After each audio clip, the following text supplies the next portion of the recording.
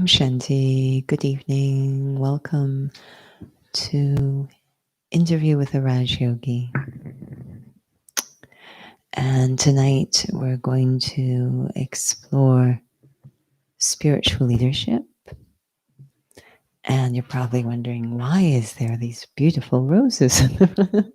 So we were celebrating today. It's very special today, August 25th, in the Brahma Kumaris organization. This is the anniversary of when the second spiritual head, Daddy Prakashmani, passed away. And that was in 2007. And, she was such an embodiment of spiritual leadership. So to recognize the day, to be inspired by her example, and perhaps some cues or some tips of what we can inculcate in our own lives through exploring the successes in hers. So that's what we'll be doing this evening. But as usual, we're going to start with a bit of a reflection. Sitting comfortably, eyes can be open if you choose.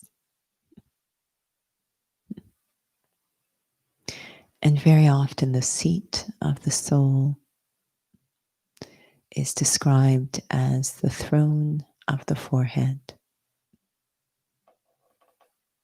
The idea that I don't just experience myself, I, the living being in this body, I, the soul,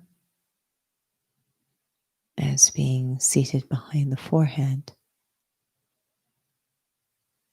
but I am seated in a very royal way, that there is mastery, that I am a sovereign of the self, this governance over the self, but not a trace of violence.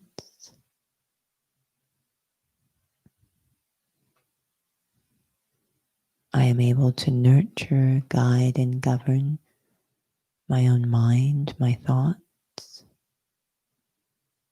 my own intellect, my decisions, and what I express, my sanskaras.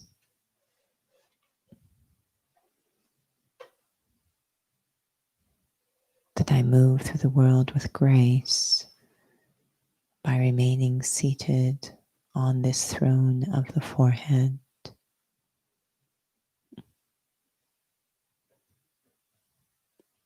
The first form of royalty is to take the seat of the throne inside. That is, experience myself to be a soul. Experience the qualities of the self as a soul. The lightness, the peace, the pure love, the truth, the wealth of being that is me.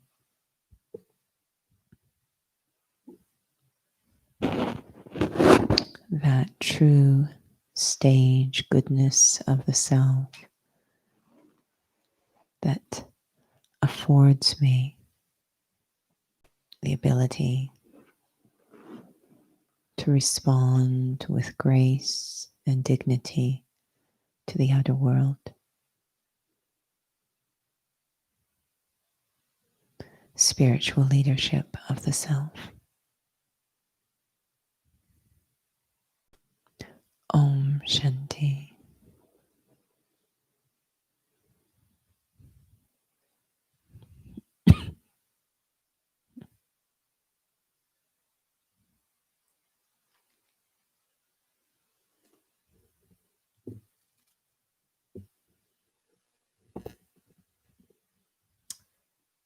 Om Shanti.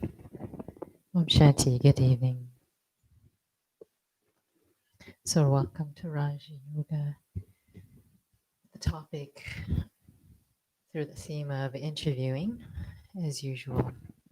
For those who have joined before, souls are more than welcome to just enter your questions in the chat box.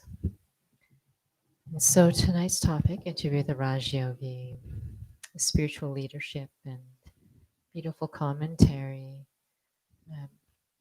A good introduction to perhaps maybe why is spiritual leadership relevant to anyone.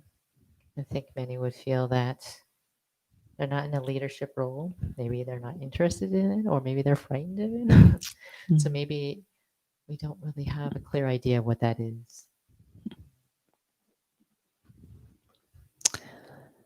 You know, I remember so many times being in gatherings, whether it's usually at work or any gathering, and there are definitely people who are formally identified as the leaders. They might be the head of the company or the chair of the meeting or whatever the case.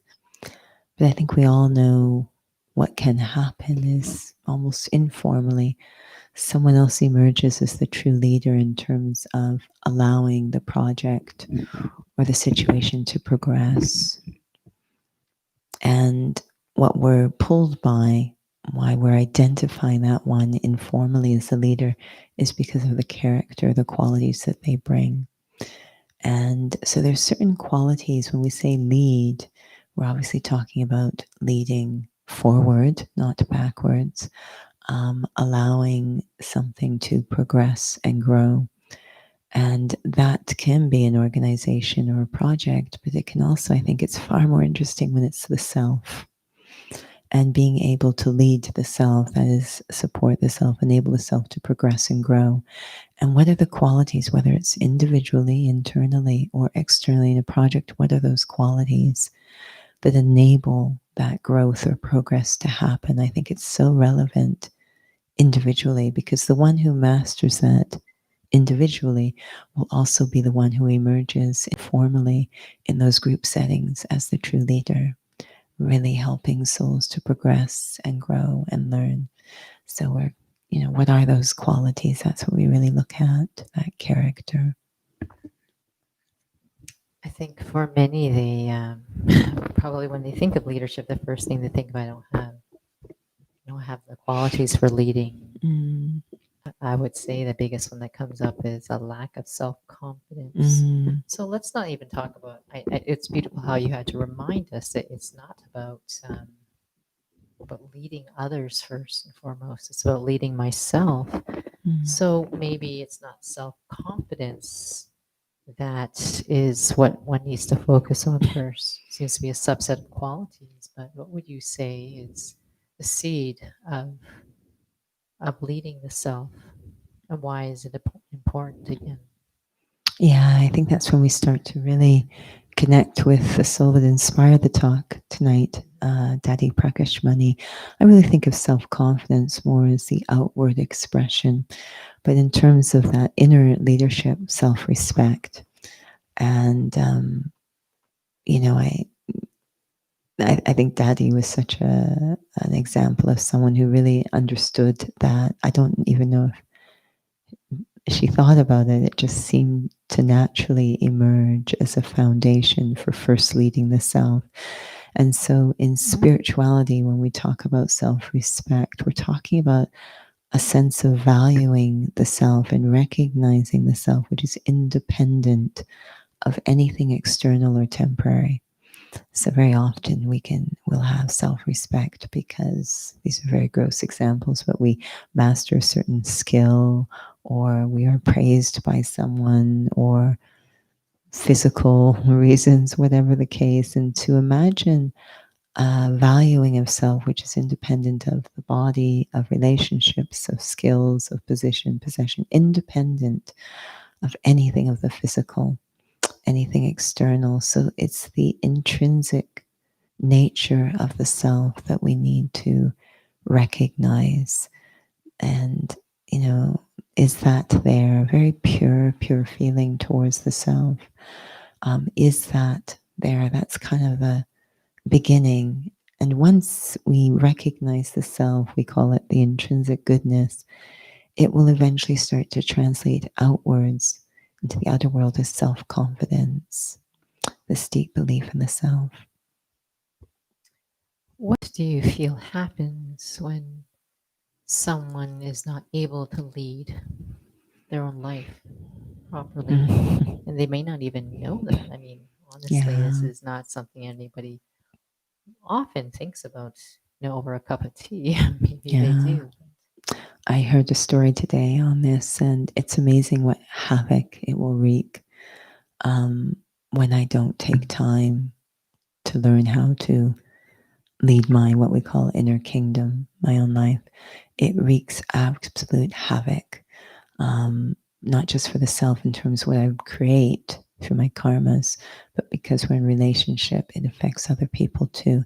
So this act of leadership, which is seated in self-respect, is actually a healing of the relationship with the self.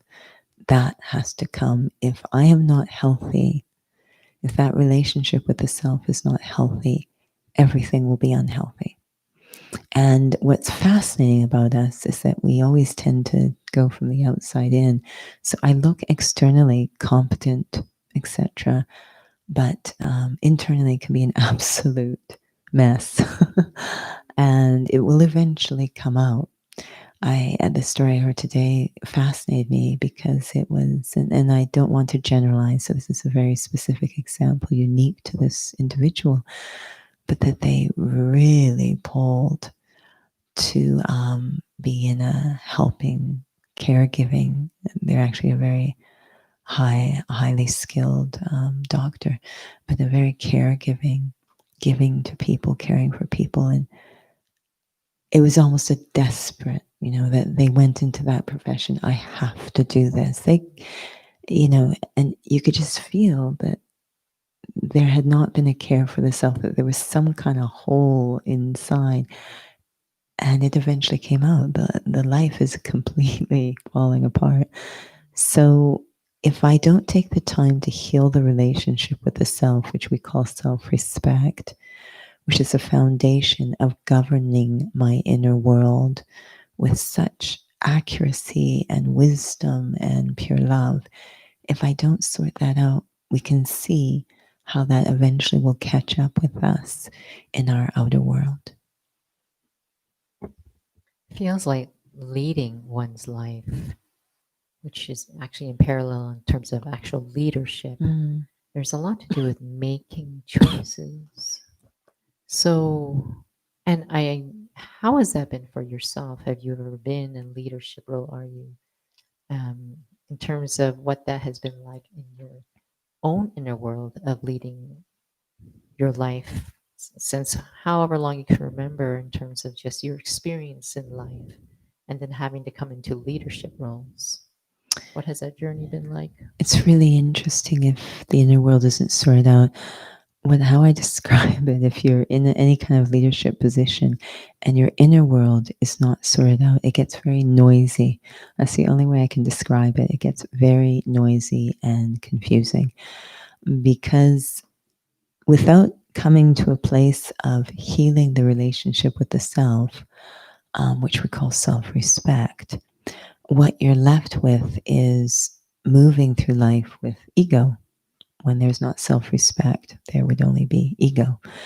And ego is very noisy because it's extremely sensitive to outward cues. So now it's, what does that person want? What's going to get me that outcome? It's just so noisy in terms of all of the different outer cues that are vying for your attention. And there's no grounding in the core values. So it makes it really uncomfortable. It's been said that because decision making is a huge part of leadership, that when one is very clear with themselves, clear about their core values, decisions are very, very easy. They don't need an advisor. But very often, if you look at leadership now, they've got advisors, they've got this, that, they've got teams. But, even in your own life, look at what decision making looks like. And is it just so angst ridden? And some decisions are easy. I'm talking about the ones that really matter. Is it really like just this grinding angst? It's just so, what should I do? When it actually is very simple. If I have a good sense of self, good connection with my core values, my kingdom is in order, my inner kingdom, it's not noisy, it's very clear.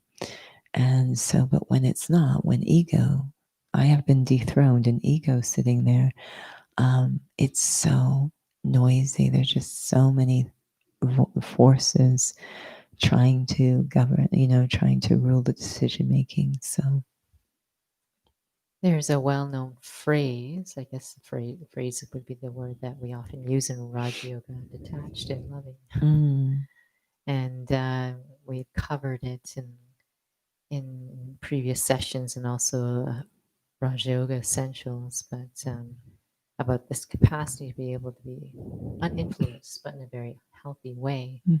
So, being in a leadership role, whether it's on a outward facing, like in a project, or even on just your own personal life, how is the relationship between self-respect and this capacity to be detached and loving? What is this relationship between the two? Because it feels like you need to be able to be uninfluenced, but in a very healthy way, whether it's making choices in your own life and being okay with what the outcomes are, making choices as an overt leader and someone's not happy with your decisions.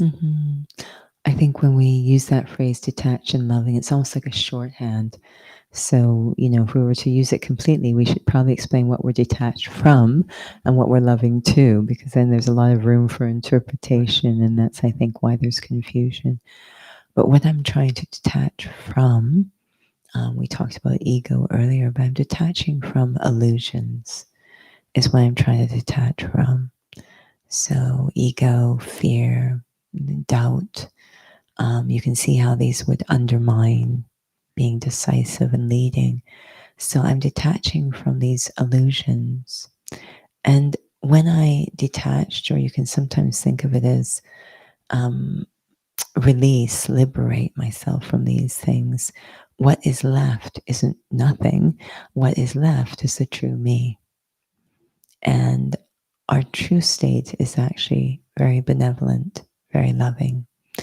And I will be able to start to nurture the true me rather than put all my energy into keeping an illusion alive.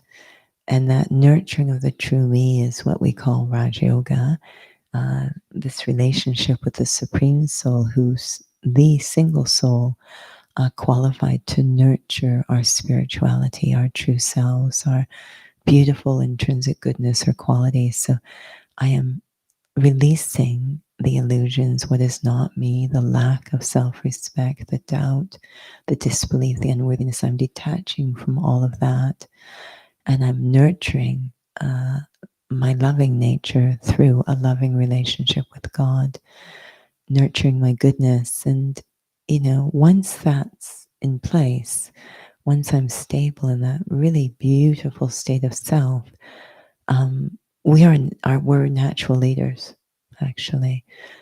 We naturally sustain what is progressive, what enables growth, what empowers. We just naturally do that. It's interesting you're mentioning about God, because one of my next questions has a lot to do with Daddy Prakashmani. Maybe we'll show this picture of her actually. Let's add to the to the show of this. But so this this individual here, I didn't know her personally. She left the body probably a couple of years before, like after I came into the study. But I've heard some really powerful stories about her, and I know that you met her a few times.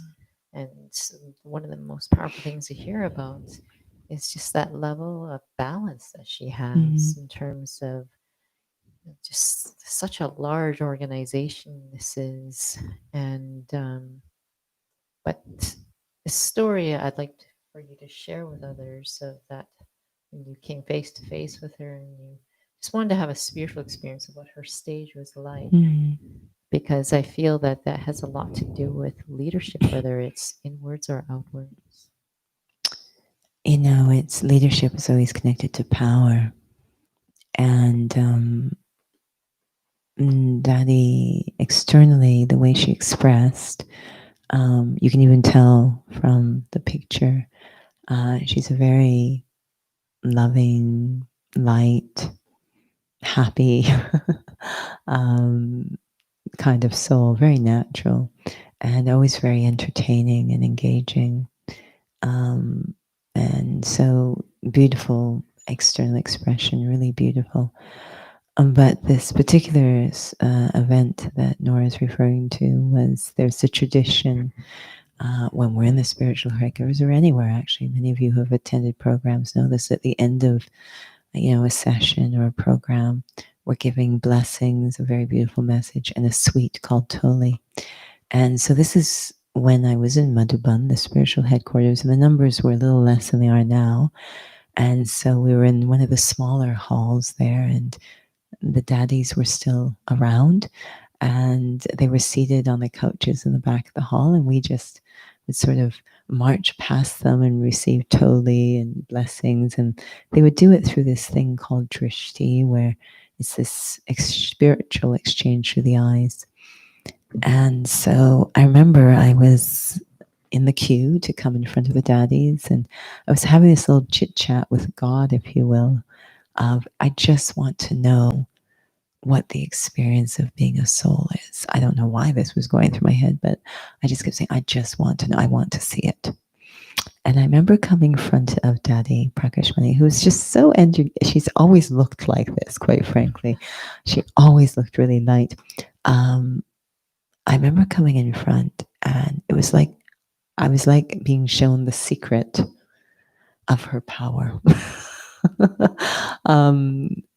Because it was one of those rub your eye moments, because externally very, very engaging, very loving, which was her true nature. But the seed of it is like seeing a flower and seeing the seed at the same time. And usually when we see a flower, the seed is hidden underground. We don't see it. We don't see what's created that flower. But here I got to see the flower and the seed that created it. And all I remember through that drishti was absolute, concentrated, powerful point of spirituality. A complete, still point. Very powerful. And it totally blew me away. It was what I had asked for, was to experience that. And I'll never forget, I sort of like, they keep the queue going, right? There's people behind you coming. But I was so, what was that kind of feeling? I remember looking back kind of in shock, and she turned her head to look at me, almost as if there was this, you would like to see some more. It was, but she's smiling away and everything, but I'm like, what? And it touched my heart very deeply, because you saw the source of spiritual leadership is this deep experience of being a soul. And I'll add to that, because through her own sharing, we know that I am a soul who belongs to the Supreme Soul. I remember Daddy Prakashmani was the spiritual name given to her. It's Jewel of Light. And sometimes Kumarka, she was called Daddy Kumarka, but her name was actually Ram. And I remember thinking, isn't that a boy's name? What is that? A very unusual horoscope at birth, etc. But Ram, she really gave the feeling. Her relationship with God was deep, deep love. But you felt she is an heir, a son of God, like in terms of claiming all powers, all rights, the royalty, the majesty. Like she just took it fully on, that I am a child of God. This is part of considering oneself to be a soul. And it was total reality for her. And you knew that's how she harnessed or activated the full capacities of leadership, those qualities, that self-respect, that respect for others. How she activated that was through that relationship of being a soul, a child of the Supreme Soul. So you saw all of that in a second in that drishti, that concentrated, powerful stage. It was really remarkable to see the seed of spiritual leadership. It's almost astonishing, if that's even the word I could use, to hear about that experience, because we have these ideas about spirituality, and a big part of it is that an outward expression that we have often a perception that it's very reserved and maybe not even looking like you're caring, or not sure what ideas. We probably all have different ideas, so I don't want to project that. But just from your sharing, and that's why I wanted to bring it up, it was because it has this feeling of integration. And I find that so inspiring. And I find this is really powerful at this point in the session because of such a deep appreciation of going back to the essence of what Raja Yoga is about, which is about soul consciousness. What was it she was experiencing? It felt like as if you got a chance to feel what her experience of soul consciousness is. Absolutely. I mean, not to generalize, but I do respect that very often the idea of spiritual and leadership don't seem to really go together. That spirituality very often has been connected to withdrawing and solitude and moving away from the world and worldly responsibilities, and to marry spirituality to governance, to administration, to interaction, to leadership.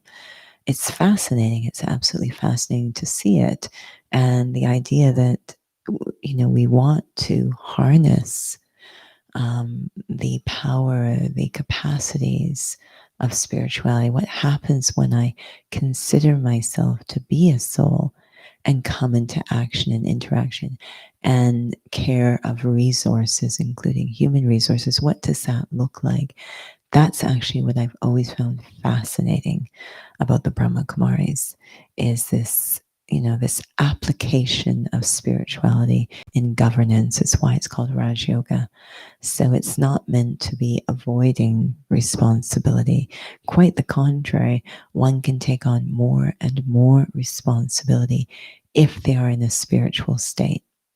So it was very amazing to have that realization in a practical form. Very inspiring, and an invitation for those who are watching right now for our Thursday session, which is Raja Yoga Essentials. Also an interview format, but because it actually is very relevant to the topic that we are going to be sharing about, which is actually, I wanted to coin it as a question. Why open eye meditation? Yeah. Because that has become Sure. a point of interesting conversations. It always actually has been, but we won't go into that right now. But in terms of what is spirituality, when we have this perception, it's separate from physicality. I don't have time for spirituality. So what if I become spiritual? How does that help me in reality? And especially when it comes to leadership, no one feels that spirituality is going to help. I think, yeah, it's really important to look at what I think spirituality is. And our understanding in Raj Yoga is simply to experience myself to be a spirit, a soul. So it's quite a deep reframing of the self. We've created a very externalized sense of self, very physical sense of self. We think we're the body, the physical body. We think we are these things we do. And so it's really a deep, deep reframing, very pure-hearted sense of self. And then we ask, okay, in that different experience of myself, How would I act and interact? So it's switching operating systems. And it is meant to be a way of operating, not a way of not operating or removing myself from operating. So it's meant to be a way of living. And, I think sometimes people don't realize how much they understand this concept, right? So we could use the example of a mother. Before the children, physical children came along, you operated as a single person, or maybe a married person. But the moment that the children came along, you now operate as a mother. So there was a switch in what we call awareness, your operating system. So we're all quite competent. I hired by a company, now I'm operating as an employee. I'm thinking of myself. I didn't before, but now I think of myself, and you'll notice your thoughts change. You think about work, so your operating changes according to your awareness. We're all very aware of this. So when I say I'm now going to move into a spiritual awareness, I'm going to think of myself as a soul, which means I'm not this, I'm not that. Think of myself as a soul, connect to this eternal sense of self, connect to the self as a child of God. Now, how do I operate in the world? And it's just amazing. It actually works.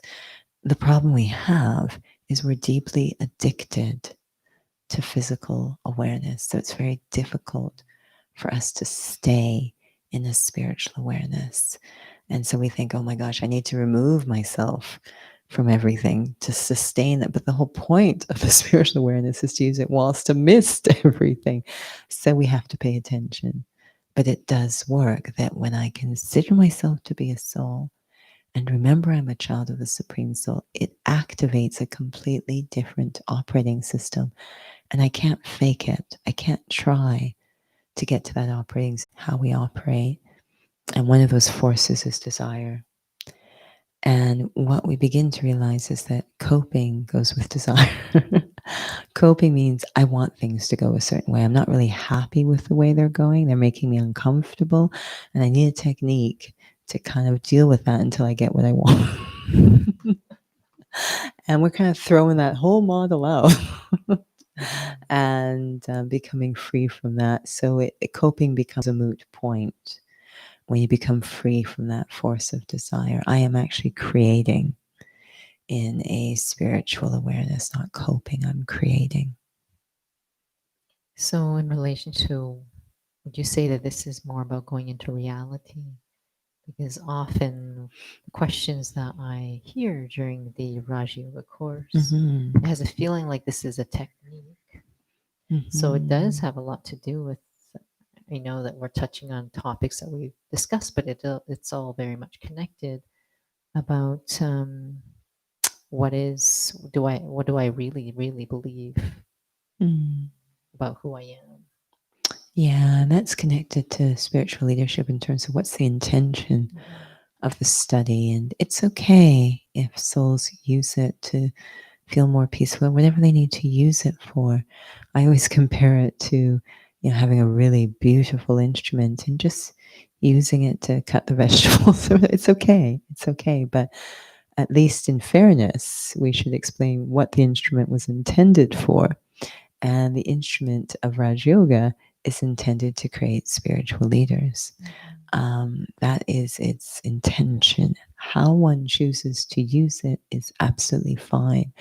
But how, the potential of the study is that it can create really change, game changers on this planet, souls that can really, in a very, very quiet way, first by transforming their own lives, really contribute to transformation of our world.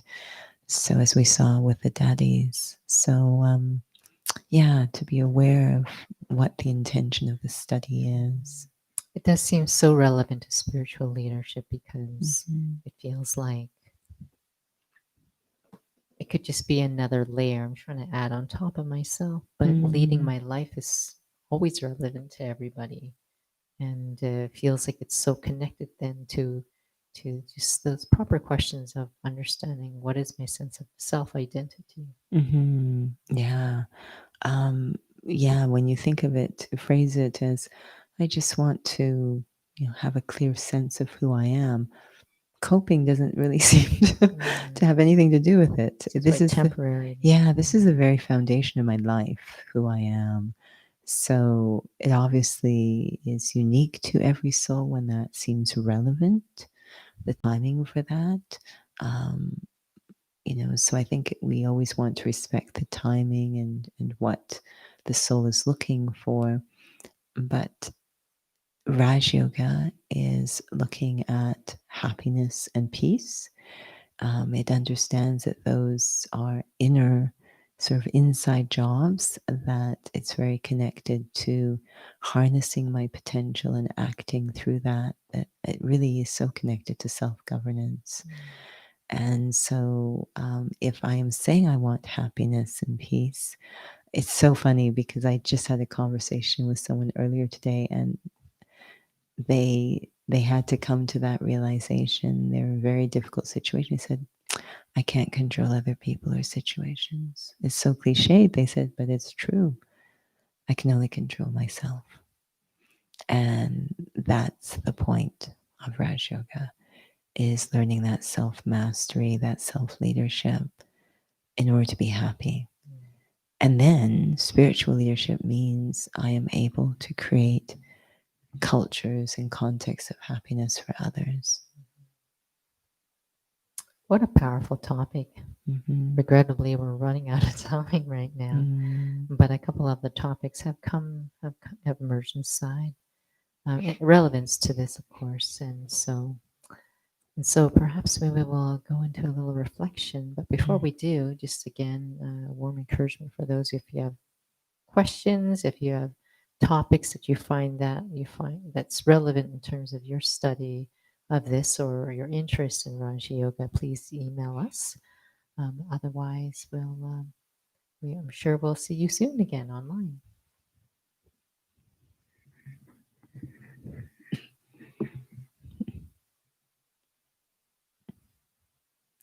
So often we get very, very caught up in the activities of day-to-day life,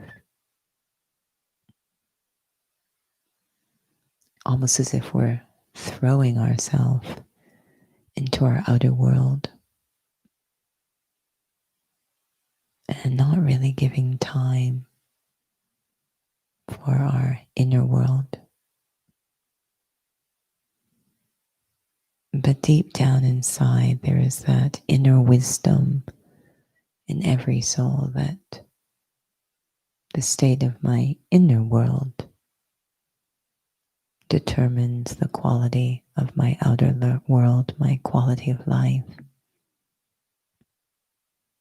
If I want to improve my quality of life, I will have to look at the quality of my inner world or inner kingdom, starting with the very seed of life, me, and my relationship with myself. Am I temporary? Do I just exist for a short period of time? Or am I eternal? And am I therefore a creator of my future?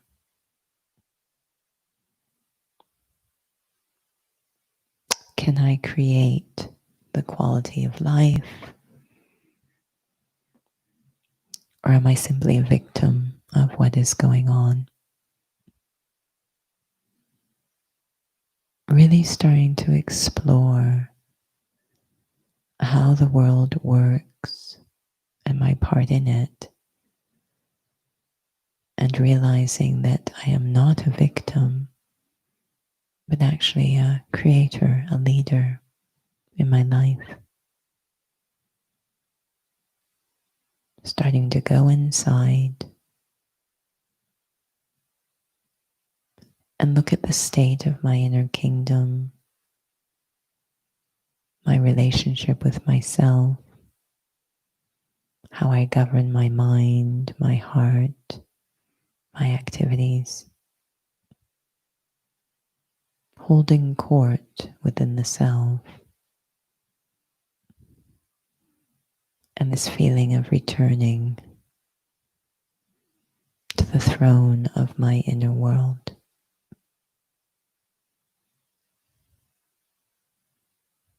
Returning to self-mastery. Om Shanti.